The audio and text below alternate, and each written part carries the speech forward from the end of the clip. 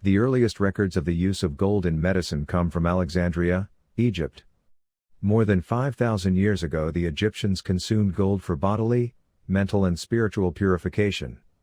The ancients believed that gold in the body functions as a stimulator of the vital force and accelerator of vibrations on all levels. The Alexandrian alchemists even created an elixir made of liquid gold, convinced that gold is a mystical metal representing the perfection of matter and that its presence in the body would revitalize, rejuvenate and cure a multitude of diseases, or restore perfect health.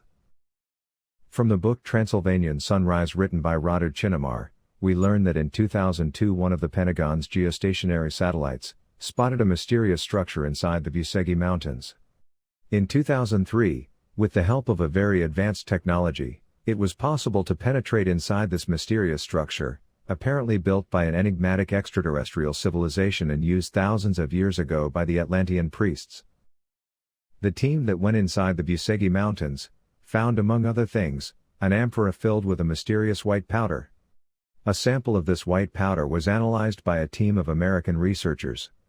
They were astonished to find that the dust was in fact an unknown crystalline structure of monoatomic gold, a derivative of gold that has in its composition an element not known on Earth.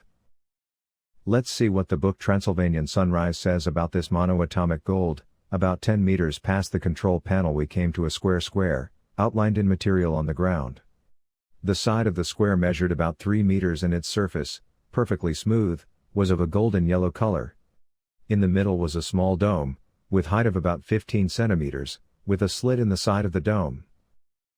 The upper part, before the dome, directly on the surface of the square, was a container in the shape of an antique amphora, about half a meter high.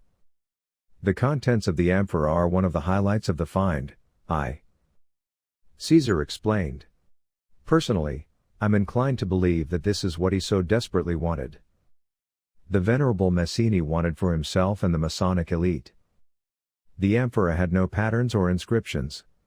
You could see that it was made of metal and had no tortoiseshell. The elegant lid did not allow the contents to be seen. Caesar picked it up and then, leaning forward, I could discern inside a very fine, shiny white powder. Curiously, the inner walls of the amphora radiated discreetly a faint blue light, which brought out even more the almost magical glint of white powder. A sample of this powder was analyzed, Caesar explained. American researchers were dismayed to find that it represented a crystalline structure of monoatomic gold. It is a derivative of gold, which has the color bright white color and atoms placed in a two-dimensional lattice, unlike gold which is yellow in color and has atoms in a three-dimensional lattice. Monoatomic gold powder is very difficult to obtain, especially in the purity formula as presented by some ancient texts and the few authentic alchemical references from the Middle Ages. Practically speaking, present-day science has so far been unable to obtain this extraordinary purity of monoatomic gold powder, but even then there have been incredible therapeutic effects on living tissues, especially in terms of their regenerative capacity.